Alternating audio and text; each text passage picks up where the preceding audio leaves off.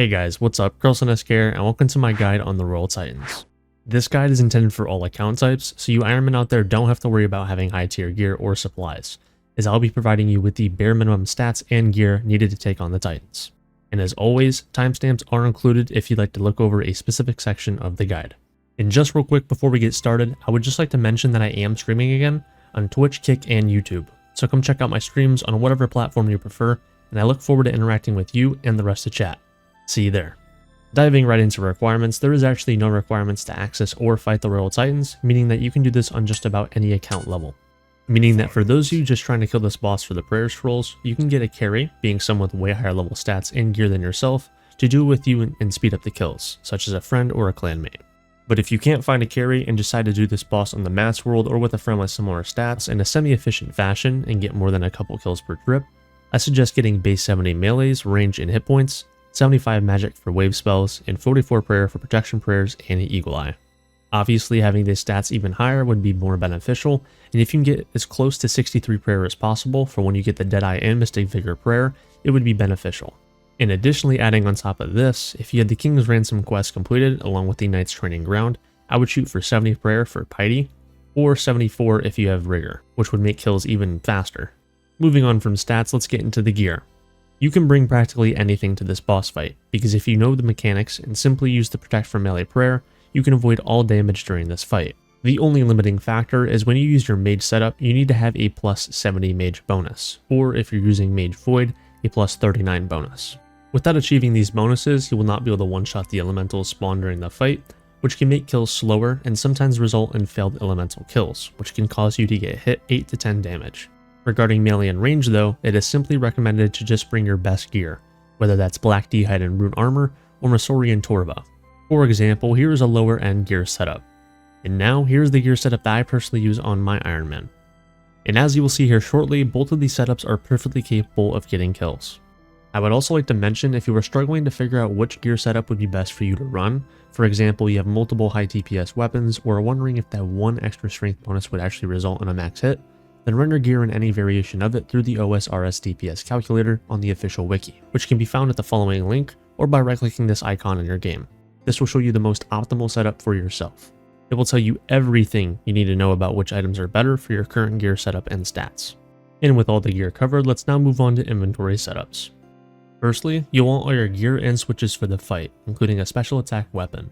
Along with this, grab some prayer potions, food, runes for wave spells, and a rune pouch preferably, and of course a way of getting to the boss lair. These methods include the Giant Soul Amulet, which you will obtain pretty quickly from killing the boss itself, a mode of transportation to a fairy ring such as a quest cape, arty cloak, or a ring in your house, along with the Draman staff to use the fairy ring code AIQ, or using the Remington house portal and the runes or tabs to teleport to the outside of your house. I would also like to note if you are running to the boss with the trapdoor, there is actually a shortcut that requires 60 agility that will speed up the run just slightly, but once you get the Giant Soul Amulet, this becomes completely obsolete. So as an example of an inventory setup, here is once again those pictures from earlier for the low tier setup and the current setup that I use. Moving on from the inventory and how to get to the Royal Titans, I would discuss useful Runelight plugins, but this boss is so straightforward that there really is none that will be super helpful. So instead, let's go ahead and figure out how to get a partner. And that's because for this boss, you are going to 100% want to duo it. Not only does it make the kills faster and all around easier to do, but it makes it to where you only need to focus on one elemental type instead of both during the fight. Additionally, it is a pretty fun boss to do with your friends and clanmates, and a great way to meet new friends if you decide to hop into the fight with a random on the official Royal Titans world. I would like to note though, just be careful about who you add and avoid answering sensitive personal questions because not everyone is necessarily trustworthy. And no, this is not a NordVPN ad. So basically how the process would go is if you don't have a duo partner like a friend or a clanmate, simply hop to the mass world and type out the letters LFD. This simply stands for looking for duo, and whenever someone responds to you, they will likely ask what spell type you plan on taking care of. Now personally, what I like to do for my setups is bring a Steam Battle Staff, the Shadow Flame Staff from the boss itself, or an Air Battle Staff, and just bring both rune types. This way, I open up my opportunities to duo with anyone at the place because I don't have to look for someone else doing the opposite spell type. So from here, I would simply type either, they would tell me what spell type they want to do, and I would simply take care of the other. From here, simply add each other, one of you guys need to head in, and the other needs to right click on the tunnel, click join, and then type out the other player's name, and there you go, you now have a duo partner. And now that you know how to get a duo partner, the only thing left to go over in this guide is the boss fight itself. But before we cover the fight, I'm going to give you guys a few tips. First off, you can do this boss on a Slayer task. So whether you have an Ice Giant or a Fire Giant Slayer task, the Slayer Helm is going to be your best in slot option. Another tip I recommend, and something that I used for my first 400 KC, is actually pre-potting at the bank and using Preserve. Once you get comfortable enough with the fight and you know you're not going to take as much damage, you can start bringing a superset with you with a ranging pot, but until then, I recommend just pre-potting. And to be honest, even now I still pre-pot because it's just a little more convenient in terms of saving inventory space. And the last tip that I have for you is if you have access to buying the Twin Flame Staff as a normal account, I recommend doing so. In fact, I recommend it so much that I would rather use a Dragon Scimitar with the Twin Flame Staff than a whip with the Steam Battle Staff. And that is because the Twin Flame Staff will automatically switch elements while attacking enemies, basically making it to where you can kill any of the spawns, any of the walls. If your partner forgets to kill something next to you, you can take care of it without them switching in a panic. It allows you to do so much more during this boss fight, and I literally think it is the best item you can have for here. But of course, if you're an Ironman like me, you're gonna have to earn it. Alright, enough with the tips, let's get into the fight. So usually at this point in my guides, I would give a breakdown of the specials, mechanics, and the fight itself, but I kid you not, this boss fight is so straightforward and simple that it would probably be harmful to do so. So instead, I'm going to give a walkthrough and explain things as they happen, because you can visually see it, and it would probably make more sense anyways. So as you can see before I even enter the boss layer, I'm going to pre-pot and switch to my range gear. At this point, if you have Preserve, I would use that as well, and as you enter the boss layer, you're going to immediately just begin attacking one of the two giants with range. And no, it does not matter which of the two giants you decide to attack first. In just a couple seconds after entering the boss room, they will start using one of their two special attacks.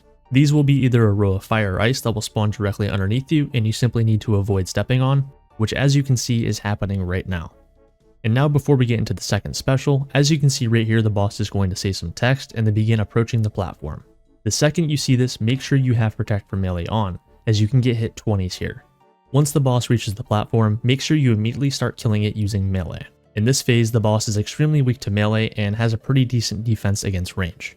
At this point, I also like to dump at least one of my special attacks so I'm regenning more while the fight is going on, and after a little while of the boss standing there, it will begin walking away again, at which point you need to start killing it using range.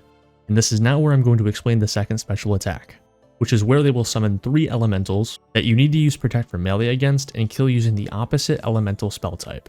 And this is also where you need to have your mage gear on, being that plus 70 mage bonus or that plus 39 mage bonus with Elite Void. Now at this point in the fight, you will see that the bosses are transitioning into their final phase, which will happen once one of the bosses reach below 210 health.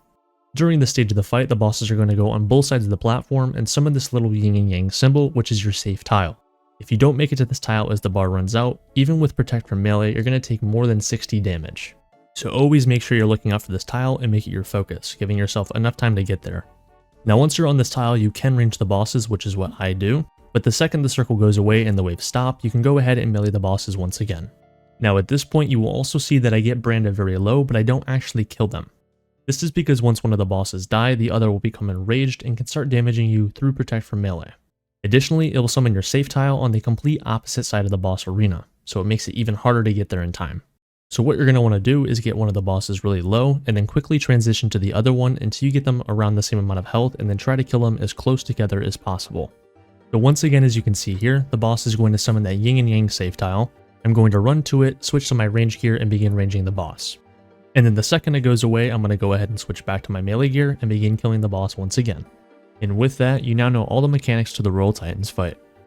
So while we're waiting for this fight to end, I would just like to go over the elements just one last time. If they summon ice elementals, you need to kill them using Fire Wave. If they summon fire elementals, you need to kill them using Water Wave. And the same logic is going to apply to the walls. If you are stuck in between 2 walls and you need to kill a fire wall, use a water spell. And if you need to kill a water wall, use a fire spell. This being said, a lot of the times you don't even need to take down the walls as they don't really pose a threat, and sometimes they even block elementals.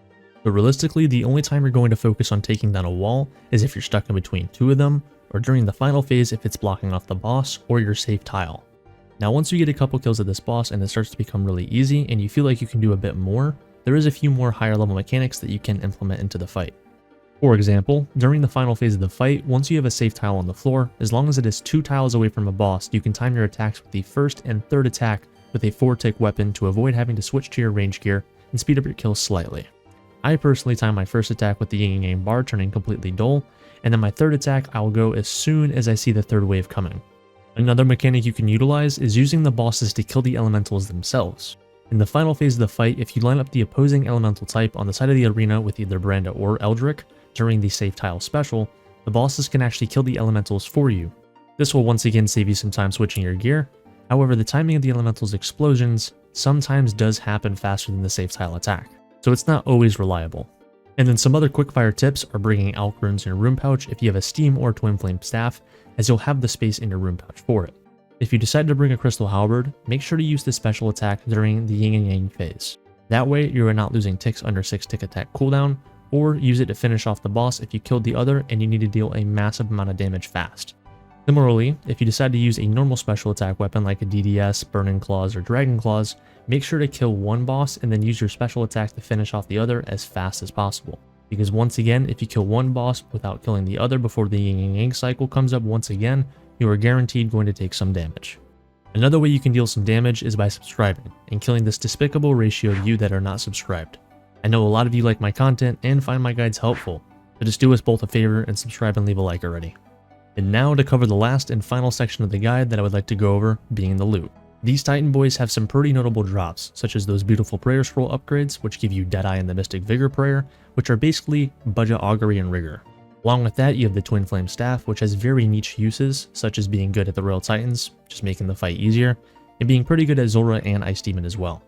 Additionally, you have the Giant Soul Amulet, which is really good for clues, doing Obor, Bryfada, and going to the Skeletal Wyvern's lairs. The Titans themselves actually do have a pretty solid drop table as well, with alchs, seeds, herbs, runes, ores, and more being dropped. And lastly, they are a great gateway boss for learning some PvM, especially in a duo environment if you are new to the bossing scene, and it's pretty fun again with friends. And that is it. You now know everything about the Royal Titans that I can possibly teach you. So if you made it this far, thank you very much for watching and I hope you enjoyed. Make sure to look out for my future videos and guides, check out my Ironman Completionist series, tune into my streams on Kick, Twitch, or YouTube, and join my Discord, which will all be linked in the description below. I'd also appreciate it again if you subscribed and liked, and make sure to comment if you enjoyed the guide and wish to see more like this in the future. But most importantly, I hope you guys have a wonderful day, and I hope to see you in the next one. Peace.